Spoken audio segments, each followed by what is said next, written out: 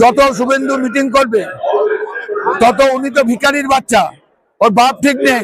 শুভেন্দু তো একটা পাগল, কখন কিনা বলে। আগে নিজের দলের চিন্তা করুক। তিনি বিজেপিতে গেছেন, তিনি তো এখনো প্রাক্তন সভাপতি বিজেপির দিলীপ ঘোষের আপন হতে পারেননি। তখন বিরোধীরা তো অনেক কিছু বলবে, সেগুলো এক কানে শোনা, এক কানে রাখা। শুভেন্দু মুখ্যমন্ত্রী হবে, শুভেন্দু তো বাবা হতে পারে। সকলে জানে যে 1993 সালে যে আইডেন্টি কার্ড নো ভোট, তার দাবিতে মমতা বন্দ্যোপাধ্যায় আন্দোলন করেছিলেন এবং সেই শত সহস্র মানুষ আহত হয়েছিল, 13 জন শহীদ হয়েছিলেন, 56,000 মানুষকে খুন করেছিল সিপিএম এর হারমাদরা। আজকে তার ফলশ্রুতি হিসেবে এখানে শহীদ দিবসে শ্রদ্ধাঞ্জলি জানানো হয়। কিন্তু এবারের প্রেক্ষাপটটা সম্পূর্ণ ভিন্ন। এখন বিজেপির যে নরখাদকরা রয়েছে বাঙালিদের উপর অত্যাচার শুরু করেছে। বাংলা ও বাঙালির সেই স্বীকৃতি তারা ভাঙতে চাইছে। নেতাজি সুভাষ বোস এবং আমাদের স্বামী বিবেকানন্দ যেভাবে বাংলার জন্য আওয়াজ তুলেছিলেন, আজকের এই প্রজন্মের কাছে মমতা বন্দ্যোপাধ্যায় সেই একইভাবে আওয়াজ তুলছেন। বাংলা ও বাঙালি সেই আন্দোলনে নেমেছে। ধর্ম, জাতি, ধর্ম, রাজনীতি নির্বিশেষে সমস্ত মানুষ, আজকে লাখে লাখে মানুষ এখানে এসছে। আমরা সেই মিছিলে সামিল হয়েছি। আমরা বাংলা থেকে এই বিজেপিকে তাড়াবো এবং আগামী নির্বাচনে বিজেপিকে ভারতবর্ষ থেকে সরিয়ে দেশকে গণতন্ত্র রক্ষা করব। গণতন্ত্রের যিনি পূজারিনী মমতা বন্দ্যোপাধ্যায়, ওইখানে বসিয়ে দেশকে আবার সুস্থ হিন্দু মুসলিম সবাইকে এক জায়গায় রাখবো। শুভেন্দু অধিকারী এখন আর যত শুভেন্দু মিটিং করবে তত উনি তো ভিখারির বাচ্চা, ওর বাপ ঠিক নেই। ও হলো থালা নিয়ে কখনো বলছে জয় শ্রীরাম, কখনো বলছে আল্লাহু আকবার, যেখানে যেরাম লাগছে। যাতে তিনি একজন ব্যভিচার, ও একজন বাংলার পয়সা বহু নষ্ট করেছে, বেকার যুবকদের কাছে চাকরি দেওয়া করে টাকা নিয়েছে। সেই লোক যত কথা বলবে বিজেপির হয়ে, তত ওরা ওয়াশিং মেশিনে একদম ভরসা হয়ে যাবে, কাপড় আর থাকবে না। তাই শুভেন্দু অধিকারী আজকে বাংলার প্রেক্ষাপটে আমাদের কাছে, বাংলার মানুষের কাছে একজন বাংলা দেশের রাজাকারের মতন আমরা মনে করি।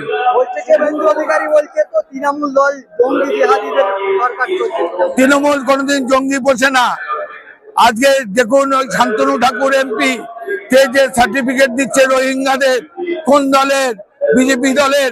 তারা বর্ডারে বিএসএফ এর দিয়ে গরু পাচার করছে, তারা গোল্ড পাচার করছে, কোন দলের? সেখানে গিয়ে সেই দেখছি শুভেন্দু অধিকারী নিজেও গরু পাচারের সঙ্গে যুক্ত। এখন বিজেপির সঙ্গে থেকে ও বলছে আমি সতী। ও সতী না, ও হলো অসতী এবং ও একজন খাসি। ও বলছে যে খাসি বিক্রি করতে দেবো না। কেন দেবো না জানেন? ও আসলে শিশির অধিকারী একটা পাঠা জন্ম দিয়েছিল, বিজেপির কাছে গিয়ে ওকে খাসি করে দিয়ে কেটে দিয়েছে। এখন ওই খাসি কাটলে ওর গলাটা তো রাজনৈতিক ভাবে কাটা যাবে, তাই বলছে খাসি কাটা যাবে না।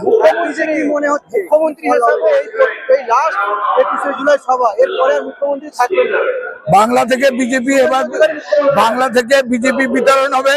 আগামী নির্বাচনে বিজেপি ধূলিসাৎ হবে ভারতবর্ষ থেকে। আজকে সেই মিটিং হচ্ছে।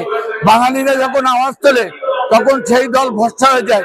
কংগ্রেস উঠে গিয়েছে, সিপিআইএম উঠে গিয়েছে, এবার বিজেপির পালা। আমরা বনগাঁ থেকে এসেছি, বনগাঁ চেয়ারম্যান গোপাল শেঠ। আজ নয়, দিদি ডাক দিয়েছেন আজ 21শে জুলাই। 21শে জুলাই হচ্ছে সেই আমাদের আবেগ, সেই আমাদের উত্তেজনা। যখন 1993 সালে 21শে জুলাই দিদি ডাক দিয়েছিলেন, আমরা এসেছি জামুরিয়া থেকে, বিকাশ মন্ডল। হ্যাঁ, 2026 সালে দিদি অনেক অনেক সিট জিতে আবার মুখ্যমন্ত্রী আসনে আসীন হবেন।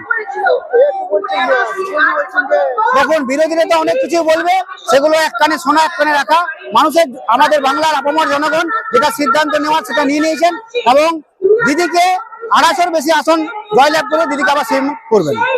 আমরা 1993 সালের দিদির যিনি সৈনিক ছিলেন, সেই তরতাজা 13 জন যুবক দিদির সৈনিক, তিনারা তৎকালীন বামফ্রন্টের সরকারের দুষ্কৃতি দ্বারা নিহত হয় এবং তাদের পুলিশ দ্বারা নিহত হয়।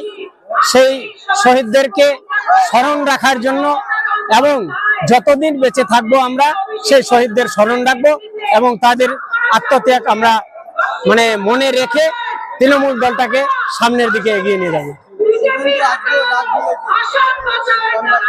শুভেন্দু তো একটা পাগল, কখন কিনা বলে, আগে নিজের দলের চিন্তা করুক।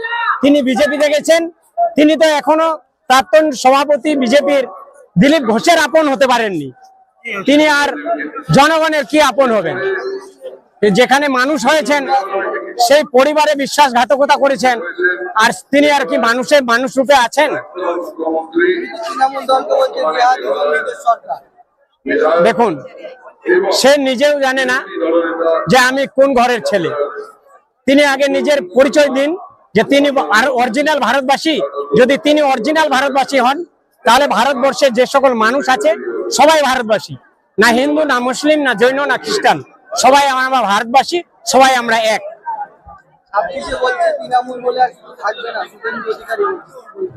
ও দিবারাত্রি স্বপ্ন দেখে 26-এ তৃণমূল কংগ্রেস থাকবে না। তৃণমূল কংগ্রেস 2026 সালে 230 সিটের উপরে জয়লাভ করে দিদি আবার চতুর্থবার মুখ্যমন্ত্রী হবে। আমার নাম জাকির হোসেন বাবলু, উত্তর দিনাজপুর চোপড়া বিধানসভার বিধায়ক, হামিদুর রহমানের একনিষ্ঠ কর্মী। আমার নাম কাজী মোহাম্মদ হোসেন, ডাকনাম খোকন। এটা তো আমরা দিদির দেশ, সিম্বল তো পার্টি সিম্বল। এটা পান্ডয়, আমরা দিদির টাকা প্রতি বছরই আসি। আমার ট্রেন ধরে 8:55।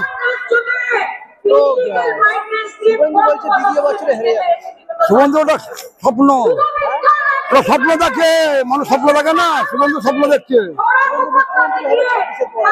26-এ সুবন্ধু মুখ্যমন্ত্রী হবে। সুবন্ধু তো বাবা হতে পারে মুখ্যমন্ত্রী। এবার তো 62 আছে, এবার 30-এ আসবে, 30-এ।